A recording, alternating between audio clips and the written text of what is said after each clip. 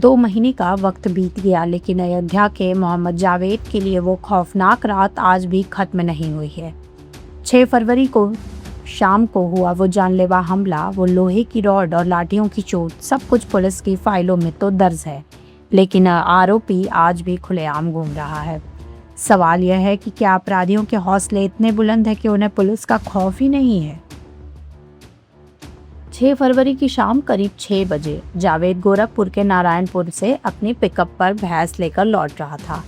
जैसे ही वह लोलपुर ओवरब्रिज के नीचे पहुंचा, 2 बिना नंबर वाली काली स्कॉर्पियन उसका रास्ता रोक लिया। करीब 2 दर्जन हमलावर पहले से ही घात लगाए बैठे थे। जावेद को बेरहमी से पीटा गया, उसे लहूलुहान कर बेहोश छोड़ दिया गया और पिकअप में रखे 3 लाख रुपए लूट कर हमलावर फरार हो गए। हैरानी की बात तो यह है कि गंभीर रूप से घायल जावेद जब नवाबगंज थाने पहुंचा तो आरोप है कि पुलिस ने उसे 7 घंटे बिठाए रखा। बड़ी मुश्किल से 1 दर्जन नामजद और कई अज्ञात के खिलाफ मामला दर्ज हुआ, लेकिन 60 दिन बीत जाने के बाद भी पुलिस के हाथ सिर्फ एक आरोपी तक पहुंच पाए हैं। बाकी के अपराधी कहाँ हैं? जावेद का आरोप है कि अब उसे सुलह के लिए धमकाया जा रहा है।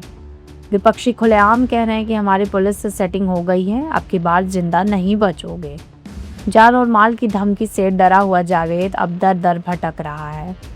उसने पुलिस कप्तान से न्याय और सुरक्षा की गुहार लगाई है। सवाल शासन और प्रशासन पर भी है। अगर एक पीड़ित को FIR दर्ज कराने के लिए घंटों इंतजार करना पड़े और आरोपियों की गिरफ्तारी के बजाय धमकियां मिले तो आम आदमी न्याय की उम्मीद किससे करे?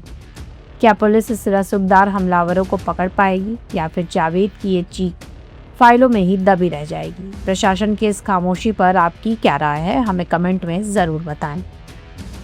नाम मोहम्मद जावेद, मैं शेखपुर का रहने वाला हूँ। पिता का नाम मोहम्मद जलील है। नौराई थाना।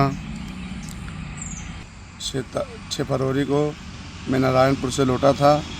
लोहरपुर ब्रिज के पास काली स्कॉर्पियो 2 थी बिना नंबर के। मुझे 21 से 22 लोग थे मारने में।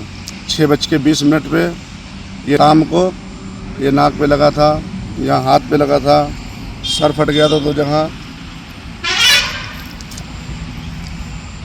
मारपीट के क्रम से 3.5 लाख रुपया भी छीन ले गए। और नवाबगंज थाना जब मैं पहुंचा 9 बजे तो मेरी कार्रवाई 7 घंटा कुछ भी नहीं हुआ। 7 घंटे बाद मेरी कार्रवाई 1:00 पे मेरी कार्रवाई हुई। मैंने मुकदमा लिखा के मैं चला गया था, जिसमें से 12 लोग थे। उनमें से 1 लोग सिर्फ गिरफ्तार हुआ।